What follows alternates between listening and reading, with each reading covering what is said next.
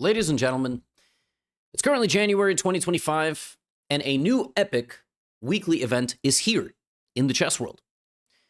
It is called Freestyle Fridays. Basically, every single Friday, you have to turn on your camera and freestyle rap for 2 hours straight. No, but it's a 2-hour freestyle chess tournament on chess.com. And those of you that follow the chess world a lot know about Title Tuesday. Same thing that happens. Well, this time it's 2 hours of freestyle chess or Fischer random chess. And in this type of chess, the back row of pieces is shuffled every single game. So the games are chaotic. There are no openings. But that didn't stop Magnus Carlsen from winning the first edition and beating two of his biggest modern rivals, at least in terms of storylines, Hikaru Nakamura and Hans Niemann. And I'm going to give you a dessert game that he also won. Folks, I would like to also remind you and give you a big update. I've got a tour coming up in May 2025 in Europe, and we've just added Berlin and Warsaw. Tickets are available. There is a link in the description. Tickets are about 1/3 gone.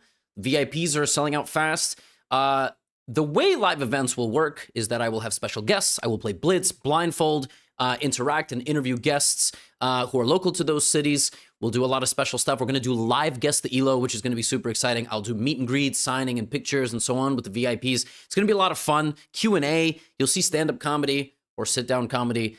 And bonus, if you're going to be in Hamburg on February 4th, which is in 10 days, I'm doing a small test run for this tour.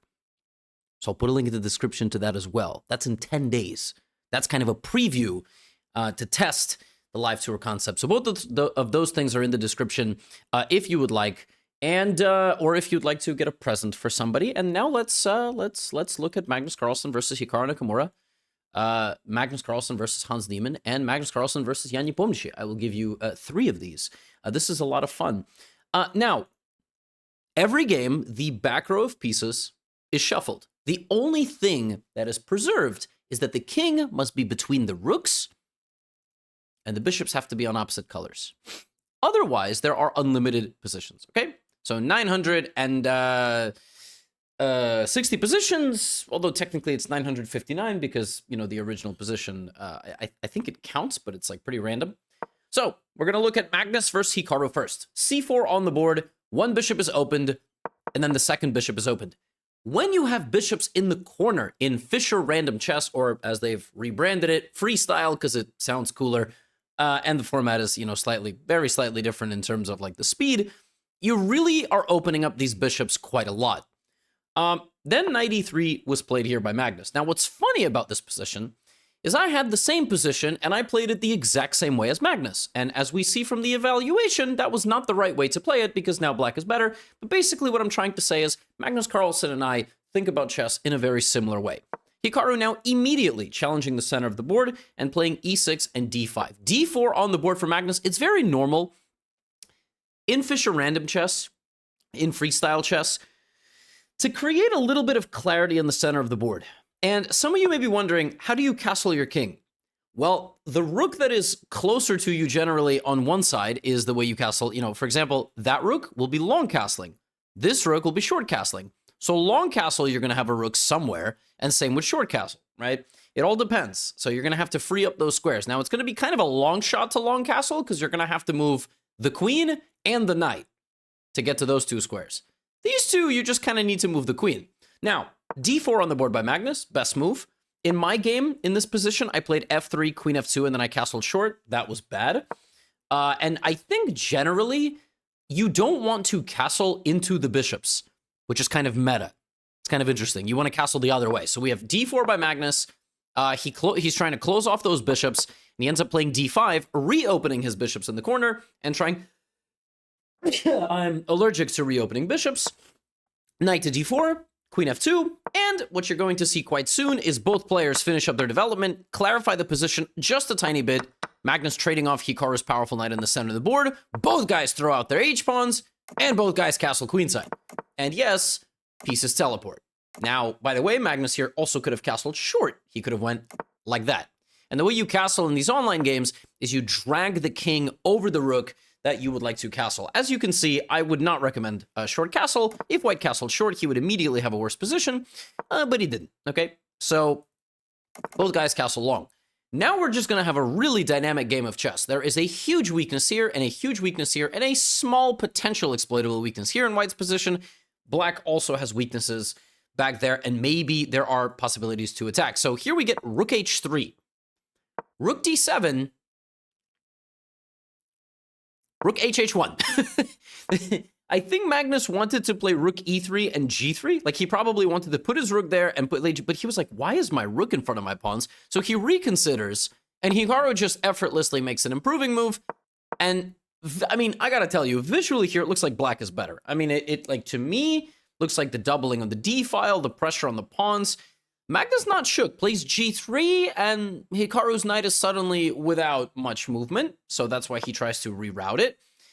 Magnus here plays knight b2, which is not a move that, I mean, I think if you offered me money, I wouldn't play knight b2, even though it's a good move. I'm saying I don't really like, you leave the center, you open up all the pieces, and you block your own bishop. But it's a good move because I think here Magnus is like, well, black's pieces are better than mine. So if black has better pieces than me, as long as this move doesn't blunder checkmate, it's probably fine.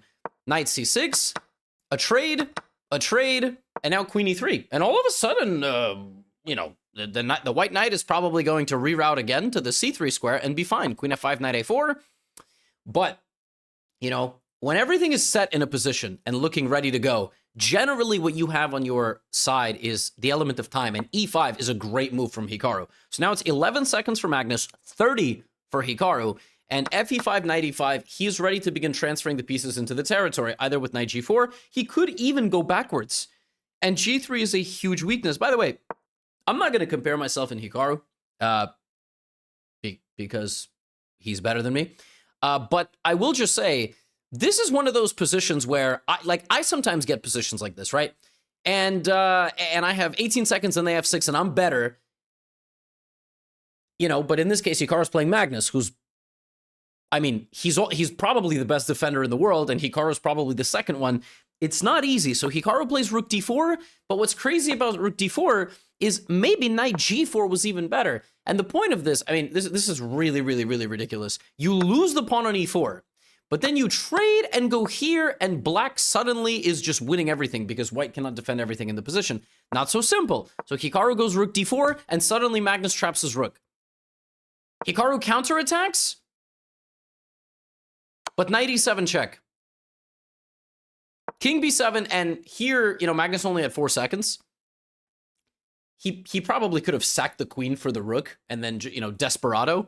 Instead, he just takes the queen. He does the easy thing, although I think it was easier to just play queen d4, but I'm not really judging. And then he does this, and the rook is hanging, and when the dust settles, it is Magnus picking up a knight and probably picking up, you know, the game.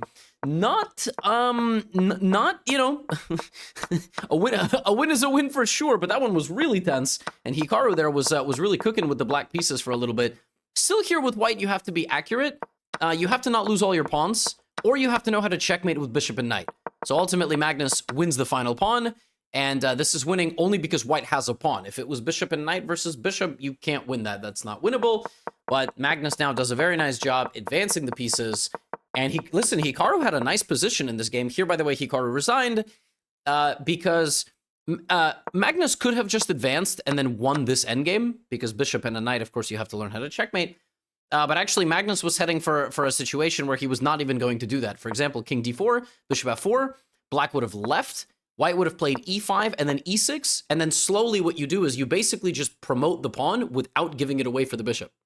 So you give a check, you come here, black, you know, moves away, and then you play like bishop c7. And the point is you just promote. You never actually have to give away the bishop. And Magnus beat Hikaru. It was a tense game. This one was a banger. I mean, this one was a lot of fun. This game was played when both Magnus and Hans had 7 out of 7. So they had played 14 games between the two of them, and they were 14-0. They were both on perfect scores. Now, again, we see the bishops in the corner this time, completely different starting position. I mean, here you have a king scrunched up, you got the whole squad of bishops and knights. Here you have bishops literally in the corners. This would be short castling. Long castling, you would need to get the queen out of the way, right? And then it's a question of where do the pawns go? Well, Hans opens with d4, right? And Magnus plays d5. So we have d4, d5, now we have g3.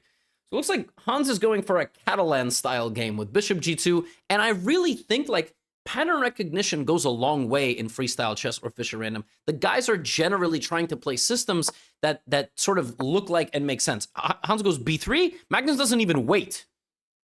And what we often see is not only do they try to activate their bishops, they try to activate their queens as well, because you got to empower your queens, right? I mean, Magnus just got married. He knows. Hans, I don't think he recently got married, but likely will in the future. And, or I don't know, maybe he's so dedicated to the game, he doesn't have time for that. But ultimately, you got to empower the queens, you know? Ultimately, the most powerful piece on the board, and that's why c5 is played. Now, c4.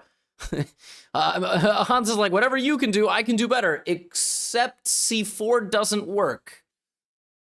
White had to be a little bit more patient. Why does it not work? Because after d takes c4, Hans just invited some problems. Why? If bc4, you just lose a pawn. You just straight up lose a pawn.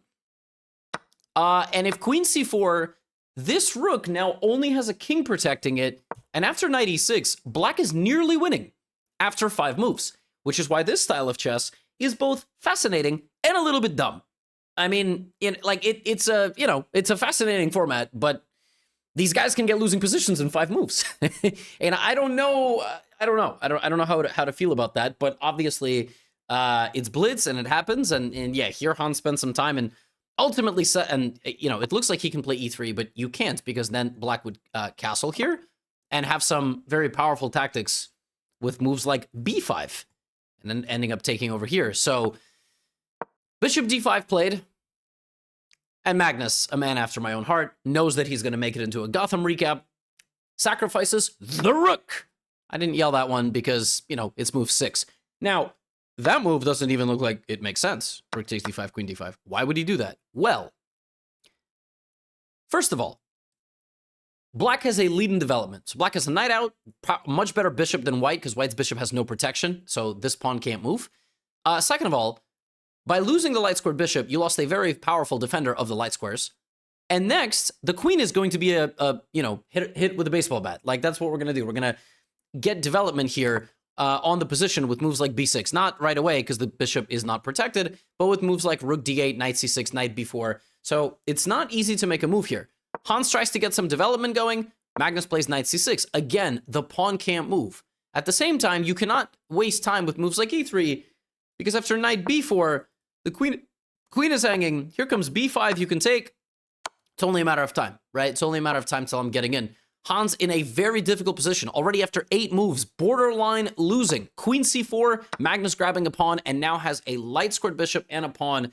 And it's going to really rain down. The bishops are going to snipe from both corners of the board. It's going to be a tough game. Bishop takes d4, knight takes d4. At least Hans got rid of the bad bishop. Now that it all makes sense. Now you've got b5 maybe, but again, even moves like, queen h3 just out of nowhere, ravaging the position on the other side of the board. You best believe that move is going to happen. Knight to a3 played, and just b6. And I have no idea how you deal with these bishops. I always talk about things in my videos like relative value, the relative value of pieces, right? Yeah, let me tell you something right now. This is not a 3-point bishop. That's like at least a 4-point bishop, maybe even 5-point. You can't tell me that bishop is worth less than these rooks, right? Knight b5 Hans plays, and Magnus is like, all right, trade, boom. White will never, and I mean ever, catch up the momentum in this game. Black is about to take on h2. How do you defend yourself? I don't think you can. Hans goes here, queen h2, rook f1. This is not good. Now, by the way, white can actually still castle long. Like, in this position, actually, I think white could have done that. Yeah, but that would have been even worse, because obviously you would have lost the f2 pawn. But obviously, rook f1. Magnus can play bishop g2. It traps the rook, but no need. White just has pieces he can't play with. Like, he can't make a move. Knight to f3. Bishop c6. Stable, and also preventing any sort of infiltration. Rook g1. Max plays queen e6. King f1, getting out of the way. Now, here's the problem. You actually have to win, right? And we just saw a game where a guy had a very nice position. He had a very nice position. But you still have to win the game. So, how do you win this game? First, we start with bishop f6.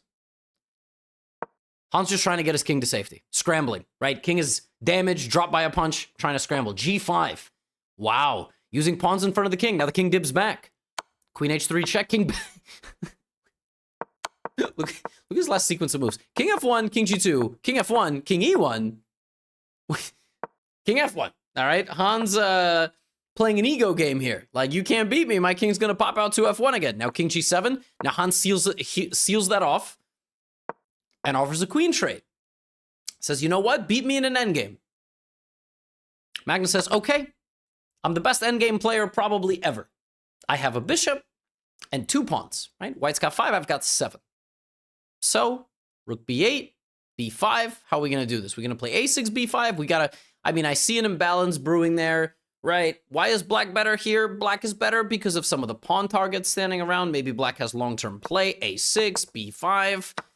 All right, now this is the endgame we have to work with. It's kind of incredible. This is a completely lost position because the bishops dominate the knight and the pawns will be escorted from a distance and the rook is going to target this pawn. Like, black has no weaknesses, right?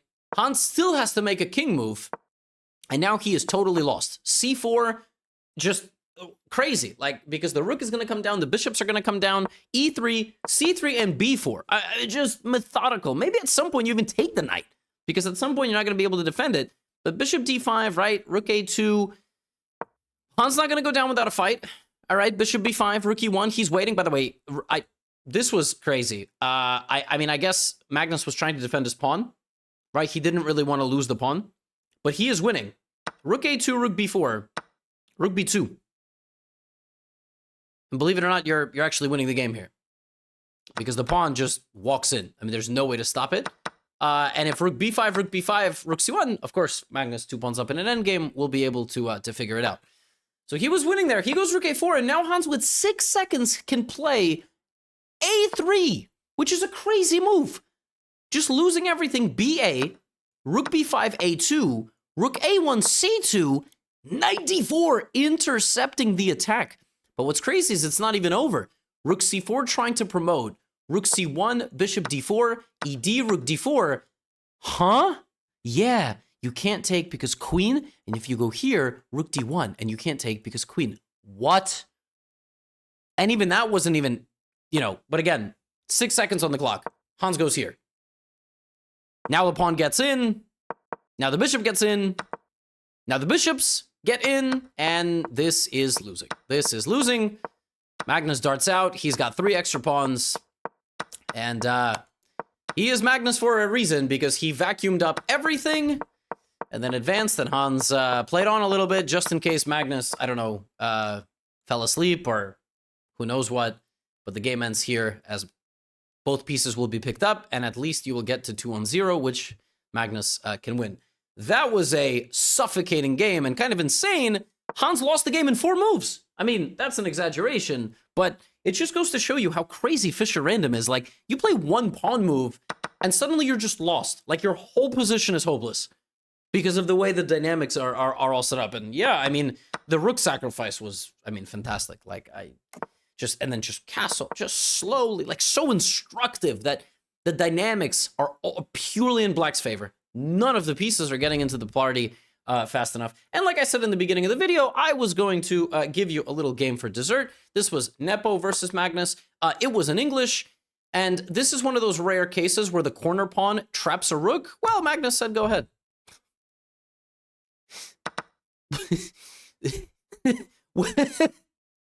Yep.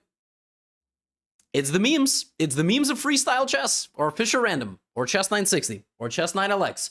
Those are literally all of the names. Knight g3.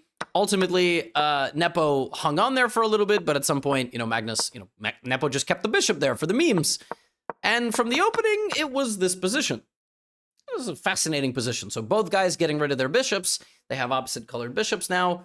They will look to jump into each other's center or try to target the king. Here, a very instructive move by Magnus. Queen b8. Just like my queen is worse than yours, so we should trade queens. e3 and queen e5. Here, e6 was also a strong move, but you have to calculate knight g7, king g7, knight h5, and realize that you're not losing. but you are not, because your king actually can walk to the center. I'm not saying I would have played anywhere near that. I'm just saying that that's the point. And now queen e5. And he's basically like, look, let's just trade the queens. But now Jan gets a very powerful initiative with d4, and it's not so simple at all. Pawn takes, and the queen goes back. And I mean, this is Jan's bread and butter. When he is an avalanche, he's really just like rolling down the mountain. I mean, d4, d5, very nice. Knight c, e5.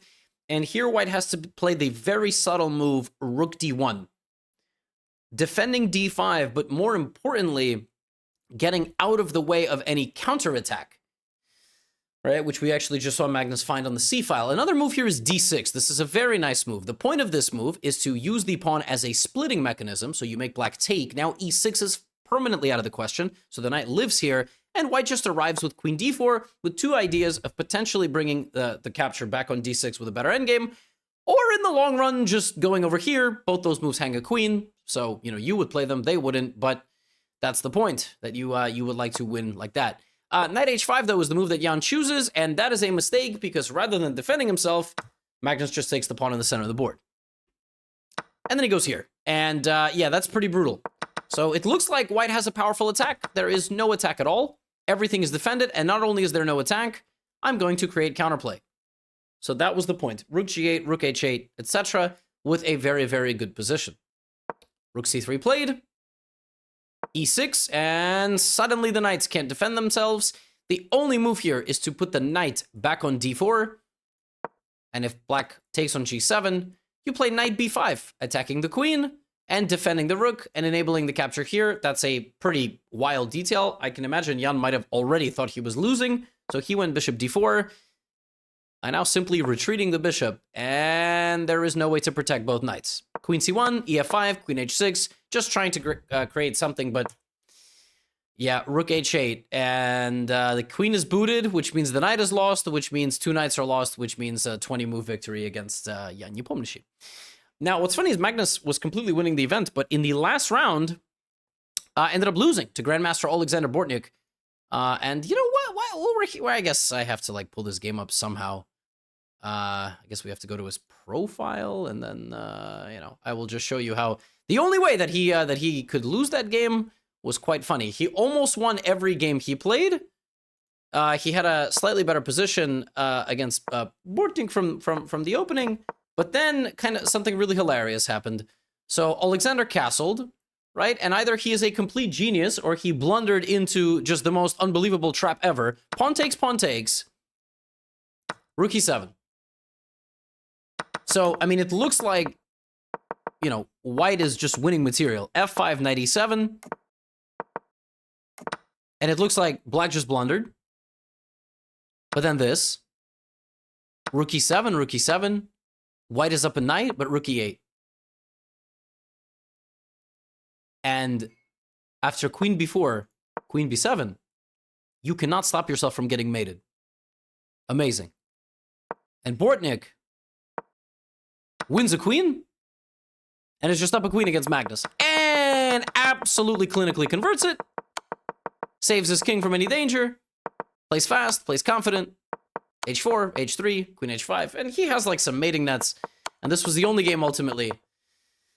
The only game that Magnus lost, he had like 9.5 out of 10. He lost in the last round to Bortnik, got his queen trap. So, you know, we can have perfect days, and still some stuff can go wrong in the long run. But Bortnik is a complete monster. I mean, he's a really, really good player, and some of you might remember I just played Mikola, so there are two of them.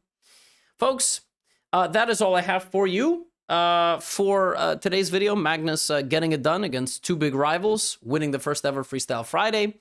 And yeah, see you in Brussels, London, Vienna, Berlin, Munich, and or Warsaw. And I will make a message here as well. A lot of you have requested, Gotham, why are you not coming to Spain or Ireland or Portugal or France? The first tour has to be small. And because we started planning this tour about 8 months before, not all venues are available, right? So if this tour is successful, the second one, we will go to Italy, France.